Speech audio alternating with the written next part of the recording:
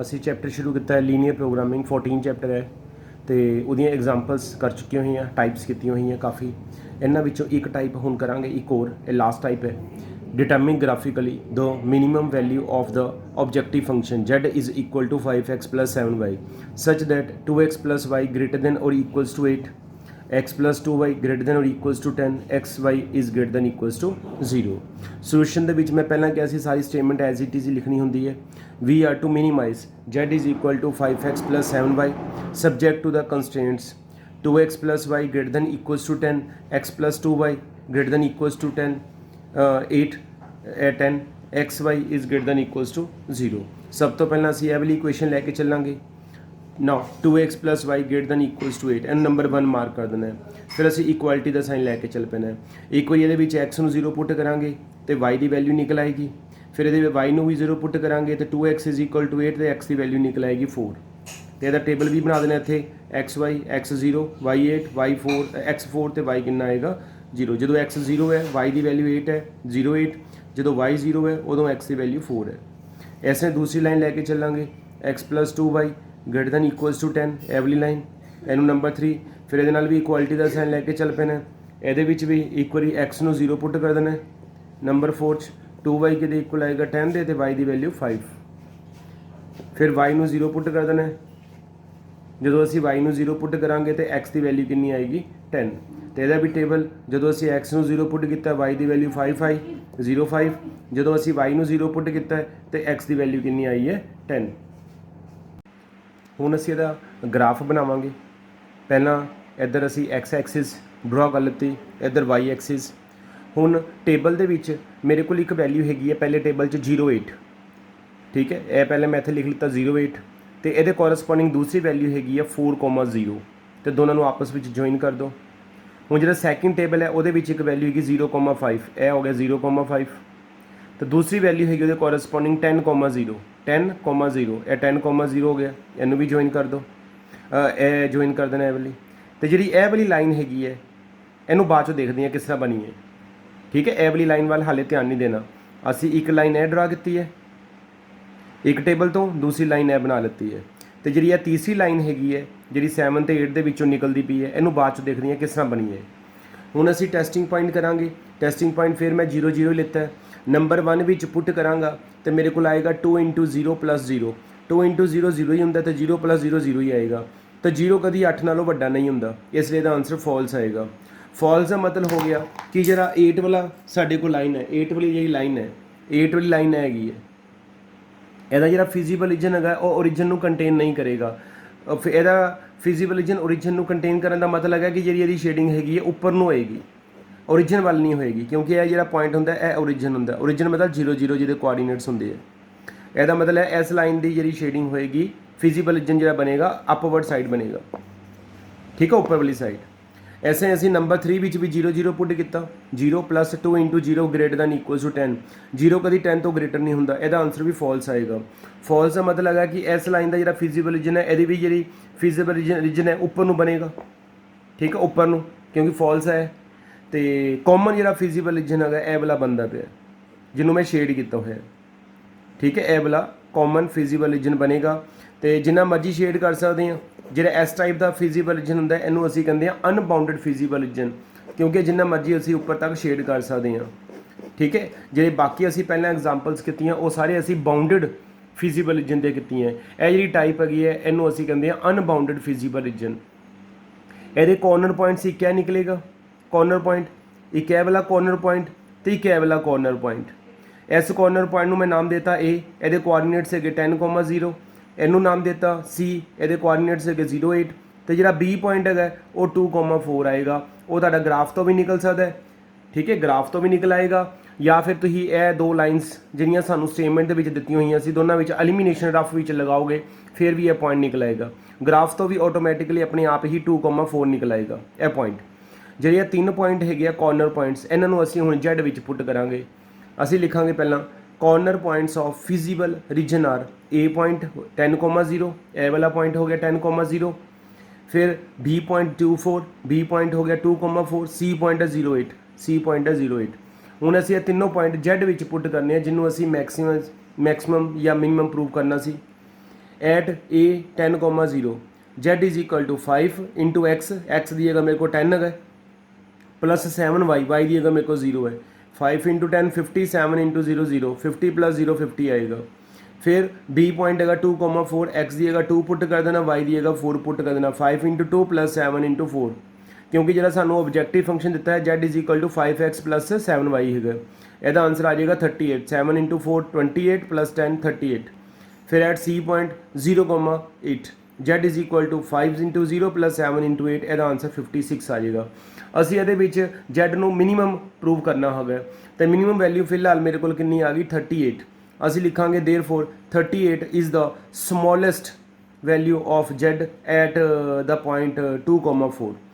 ਹੁਣ ਜਿਹੜੇ ਅਸੀਂ ਬਾਕੀ ਸਮ ਕੀਤੇ ਸੀ ਉਹ ਸਮ ਸਾਡੇ ਇੱਥੇ ਖਤਮ ਹੋ ਜਾਂਦੇ ਸੀ, ਜਿਹੜੇ ਅਸੀਂ ਬਾਉਂਡਡ ਰੀਜਨ ਵਾਲੇ ਕੀਤੇ, ਜਿਹੜੇ ਵੀ ਤੁਹਾਨੂੰ ਸਮ ਐਗਜ਼ਾਮਪਲਸ ਹਾਲੇ ਤੱਕ ਕਰਾਈਆਂ ਇਸ ਚੈਪਟਰ ਦੀਆਂ, ਉਹਨਾਂ ਵਿੱਚ ਸਮ ਸਾਡਾ ਇੱਥੇ ਹੀ ਖਤਮ ਹੋ ਜਾਂਦਾ ਸੀ, ਕਿਉਂਕਿ ਜਿੰਨੇ ਵੀ ਅਸੀਂ ਸਮ ਕੀਤੇ ਸਾਰੇ ਬਾਉਂਡਡ ਰੀਜਨ ਵਾਲੇ ਕੀਤੇ ਸੀ, ਫਿਜ਼ੀਬਲ ਰੀਜਨ ਵਾਲੇ। ਪਰ ਜਿਹੜਾ ਇਹ ਵਾਲਾ ਸਮ ਅਸੀਂ ਕਰਦੇ ਹਾਂ ਇਹ ਅਨਬਾਉਂਡਡ ਫਿਜ਼ੀਬਲ ਵਾਲਾ ਸਮ ਹੈਗਾ।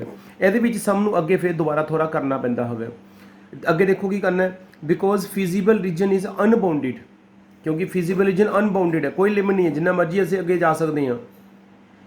Therefore we are to check whether this value जी असीं 38 वैल्यू निकाली है, therefore we are to check whether this value is minimum और नॉट।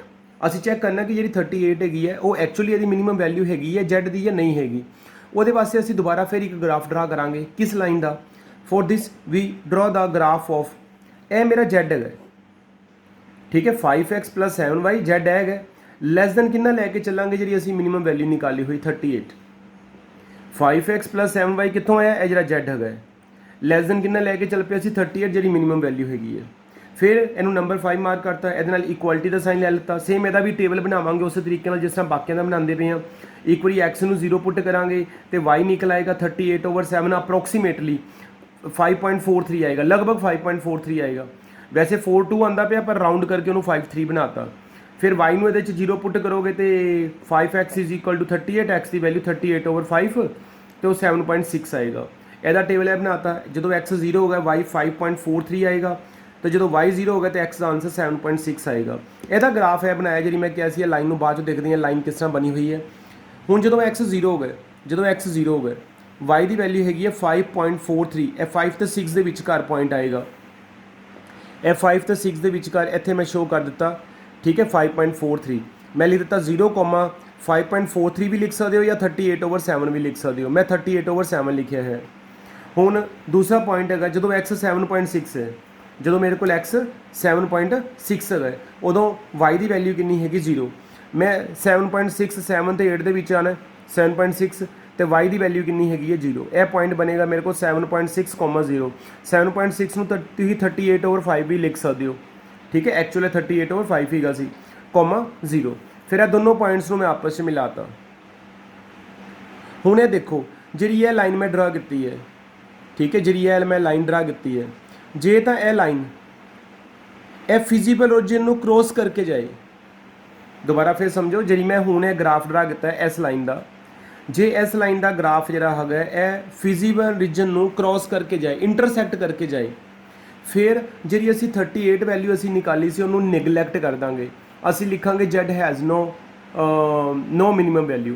पर जे यदा ग्राफ फिजिबल रीजन के विचों ना क्रॉस करे, जिस तरह उन्हें करता पे फिजिबल रीजन चो नहीं करता पे, यह नीचे तो निकल जाता पे, इस पॉइंट चो निकलता पे, फिजिबल रीजन को क्रॉस करके नहीं जाता पे।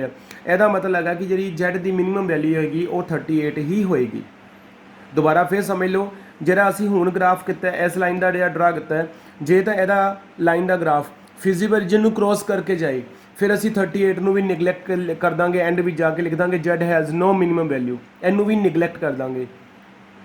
पर जिस तरह इस केस आता पे इस लाइन का ग्राफ फिजिबल रीजन को क्रॉस नहीं करता पे, यह नीचे तो इस पॉइंट चो ही पास कर जाता पे, तो असीं लिखांगे कि 38 उसकी मिनीमम वैल्यू हैगी है।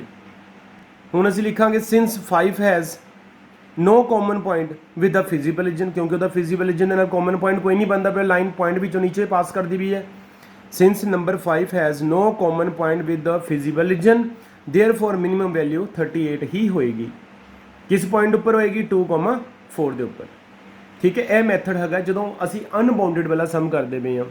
एक होर करांगे अनबाउंडेड वाली, ये लास्ट टाइप हैगी इस टाइप के सम सी। तो फिर एक्सरसाइज खत्म है। एग्जाम्पल है determine graphically the minimum value of z is equal to -50x + 20y subject to the constraints 2x minus y greater than or equals to -5, 3x plus y greater than or equals to 3, 2x minus 3y less than equals to 12, x greater than equal to 0 and y is also greater than equal to 0। Solution करांगे। सब तो पहला तो we are to minimise, असी minimise करना है किनू minimise करना Z नू, जेड किहदे इक्वल है -50x + 20y। मैं पहला कहा ना सारी स्टेटमेंट सेम ही आती है, सबजैक्ट टू द कंस्ट्रेंट्स जिहड़ियां 3 कंस्ट्रेंट्स हैं दोबारा इत्थे लिख दो, ठीक है। पहले असी सारी statement same as it is लिखी। ग्राफ हुण ग्राफ देखते हैं। फर्स्ट लाइन हैगी है 2x minus y greater than और इक्वल्स टू -5, नंबर 1 मार्क कर दो, इक्वालिटी का साइन लैके चल पो। फिर उसने जो समझाया है पहले x नू 0 पुट कर दो, जो असी x नू 0 पुट करांगे साडे कोल बचेगा -y is equal to -5, minus minus कटेगी तो y की वैल्यू 5 आ गई। हुण इत्थे y नू 0 पुट करो, जो y नू 0 पुट करोगे 2x के इक्वल आ जाएगा -5 दे, तो x की वैल्यू आएगी -5/2। मेरे को टेबल बन जाएगा जो मैं x नू 0 पुट किया y की वैल्यू 5 आई 0.5, तो जो मैं y नू 0 पुट किया x की वैल्यू -5/2 आई। सिमिलरली असी ऐसे लाइन का भी ग्राफ उस तरीके ने बनावांगे, एक बारी x नू 0 पुट करके एक बारी y नू, यह टेबल बन जाएगा। सिमिलरली तीसरी लाइन जी है 2x minus 3y less than equals to 12, number 5 mark कर दो, इक्वालिटी का साइन नंबर 6, फिर x नू 0 पुट करोगे तो यह आ जाएगा मेरे को -3y इज इक्वल टू 12, तो y की वैल्यू आएगी -4, -3 के 12 में डिवाइड करांगे -4। फिर असी y नू 0 पुट करांगे तो x की वैल्यू कितनी आएगी 6, यदा भी टेबल बना लाँगे, x 0 है y -4 है, फिर y 0 है तो x का आंसर कितना है 6। हुण इहदा ग्राफ किस तरह बनाना होगा, 3 टेबल साडे कोल बनी हुई है। पहला तो उस तरह ही y एक्सिस तो x एक्सिस, पहला इहदा देखते हैं, x 0 हो गए y की वैल्यू 5 है, x 0 है y की वैल्यू 5 है, यह पॉइंट बनया मेरे को 0,5। फिर x है -5/2, जो -5/2 होंगे वह होंगे -2.5, तो जो -2.5 होंगे यह -2 तो -3 के विचकार आएगा। मैंने हुण लैफ्ट साइड पर भी जाना पेगा, नैगेटिव वाली डायरैक्शन वाली साइड, -2 तो -3 के विचकार यह मेरा पॉइंट आएगा -2.5, जिन्होंने असी -5/2 कहते पे हैं। इनू प्लॉट किस तरह करना है, -5/2 x है तो y 0 है, यह पॉइंट आएगा -5/2, 0, तो यह दोनों को आपस में ज्वाइन कर दो, तो यह लाइन को अगे भी बढ़ा देना है, यह लाइन को अगे भी एक्सटेंड कर देना है, जिनी मर्जी अगे बढ़ा सकते हैं। हुण यदा ग्राफ बनाते हैं, x 0 होगा y 3 है, x 0 है y 3 है, यह पॉइंट बनया 0,3। फिर x 1 है y 0 है, x 1 है y 0 है, इनू भी मिला लो, इनू भी अगे बढ़ा देना लाइन को, तो नीचे भी बढ़ाना है, यह जरूर करना है। हुण इस लाइन का ग्राफ बनाते हैं, x 0 होगा y -4 है, x 0 है तो y -4 है, यह पॉइंट बनेगा नीचे, x 0 है तो y -4 है, यह पॉइंट बनेगा मेरे को 0,-4। अगला पॉइंट है x है 6 y है 0, यह बनेगा x 6, क्योंकि x 6 है तो y 0 है, इनू भी इत्थे मिला दो, तो इनू भी अगे बढ़ा दो। 3 लाइनस बन गई, एक लाइन यह बनी है, एक लाइन यह बनी है, तो एक लाइन यह बनी है। तो जी यह वाली लाइन हैगी इनू एंड पर देखांगे, फिलहाल यह लाइन नहीं हैगी, इनू बाद देखांगे एंड पर। टेस्टिंग पॉइंट मैं 0 0 ले लेता, पहला नंबर 1 विच पुट किया, मेरे को लगा 2 × 0 -0 ग्रेटर दैन इक्वल्स टू -5, ये सारा 0 हो गया, तो 0 -5 तो वड्डा होंदा है, यदा आंसर ट्रू आएगा। तो ट्रू का मतलब हो गया कि जी यह वाली लाइन हैगी है, यदा फिजिबल रीजन ओरिजिन को कंटेन करेगा, ओरिजिन इधर है, यदा मीनिंग है कि यदा फिजिबल रीजन नीचे को बनेगा, ठीक है। जी यह लाइन हैगी है, यदा कि आंसर ट्रू है, यदा मीनिंग यदा फिजिबल रीजन नीचे को बनेगा। हुण नंबर 3 विच पुट कर दो, नंबर 3 वाली लाइन हैगी है, 0 0 पुट कर दो, नंबर 3 च पुट करांगा 3 × 0 + 0 ग्रेटर दैन इक्वल्स टू 3, 0 कभी भी 3 तो वड्डा नहीं होंदा, यदा आंसर फॉल्स आएगा। फॉल्स का मतलब है कि जो यदा फिजिबल रीजन है, इस लाइन का जो फिजिबल रीजन है वह ओरिजिन को कंटेन नहीं करेगा, यदा फिजिबल रीजन उपर को आएगा, यदा फिजिबल रीजन उपर को आएगा, ओरिजिन को कंटेन नहीं करेगा, क्योंकि यदा आंसर फॉल्स है। सिमिलरली नंबर 5 च भी पुट कर दो, 2 × 0, नंबर 5 वाली इक्वेशन हैगी है, ये आएगा मेरे को 2 × 0 -3 × 0 लैस दैन इक्वल्स टू 12, तो 0 जो 12 तो छोटा होंदा है, 0 लैस दैन इक्वल्स 12 मीनिंग 0 12 तो छोटा है, यदा आंसर ट्रू आएगा। ट्रू का मतलब है कि जी यह लाइन हैगी है, जी असी बनाई हुई है, यदा फिजिबल रीजन ओरिजिन को कंटेन करेगा, ओरिजिन को कंटेन करने का मतलब है कि यदा फिजिबल रीजन इस साइड बनेगा जिधर ओरिजिन है, यदा फिजिबल रीजन इस साइड बनेगा जिधर ओरिजिन है, यदा आंसर ट्रू है, फिजिबल रीजन ओरिजिन वाली साइड बनेगा, नीचे वाली साइड, ਇਹਦਾ ਆਨਸਰ ਫਾਲਸ ਹੈ। ਇਹਦਾ ਫਿਜ਼ੀਬਲ ਰੀਜਨ ओरिजिन वाली साइड नहीं बनेगा, उपरली साइड बनेगा। इस लाइन का आंसर भी ट्रू है। ਇਹਦਾ मीनिंग ਇਹਦਾ फिजिबल रीजन भी ओरिजिन वाली साइड बनेगा। तो ਜਿਹੜਾ कॉमन शेडिंग आती पई है वो ਇਹ आती पई है। तो भी अनबाउंडेड है, जिन्नी मर्जी असी अगे शेड कर सकते हैं। ਇਹ मैं लाइन मैं दसदा पिया, हले बाद चो देखांगे। लाइन फिलहाल नहीं मैं ड्रा की हुई, बाद देखते हैं। तो यह फिजिबल रीजन बनेगा। ਇਹਦਾ बनाना फर्स्ट क्वाड्रेंट च है, ज़्यादा अगे नहीं जाना। ਇਹਦੇ कॉर्नर पॉइंट्स एक है बनता पे, ਇਹਨੂੰ ए नाम देता 6,0, एक है बी कॉर्नर पॉइंट है 1,0, एक है सी कॉर्नर पॉइंट है 0,3, एक है डी पॉइंट है 0,5। सारे कॉर्नर पॉइंट साढ़े को निकले हुए ऑलरेडी। तो यदा फिजिबल रीजन भी अनबाउंडेड है, जिन्नी मर्जी असी अगे जा सकते हैं। ਇਹਨੂੰ भी पिछली बारी जी एग्जाम्पल वाले तरीके नाल ही असी देखांगे। अगे इस तो बाद असी लिखांगे corner points of feasible region are. पहला पॉइंट ए है 6,0, फिर बी पॉइंट है 1,0, सी पॉइंट है 0,3, डी पॉइंट है 0,5। ਜਿਹੜੇ ਅਸੀਂ ਇਹ ਚਾਰ कॉर्नर पॉइंट्स निकाले ਇਹਨੂੰ Z ਵਿੱਚ पुट करना 1 by 1। At A 6,0 Z is equal to -50x plus 20y है। x मेरा 6 है, y 0 हो गया। मेरा आंसर आ गया -300। फिर एट बी पॉइंट है 1,0, x दिएगा 1, y दिएगा 0, पुट कर दो -15 × 1 20 × 0। ਇਹਦਾ आंसर आ गया -50। फिर at C point 0,3 Z is equal to -15 × 0, क्योंकि x 0 है, y 3 है, 20 × 3, आंसर आया 60। फिर at D 0,5 Z is equal to -15 × 0, 20 × 5, ਇਹਦਾ आंसर 100 आया। तो ਇਹਦੇ ਵਿੱਚੋਂ ਅਸੀਂ मिनिमम वैल्यू फाइंड करनी है, क्योंकि स्टेमेज क्या मिनिमाइज। सब तो मिनिमम वैल्यू कितनी आती भी -300, सब तो छोटी वैल्यू माइनस जिन्नी जिहदे नाल माइनस लग्या होवे सब तो वड्डी माइनस लग्या होवे सब तो छोटी वैल्यू हुंदी है।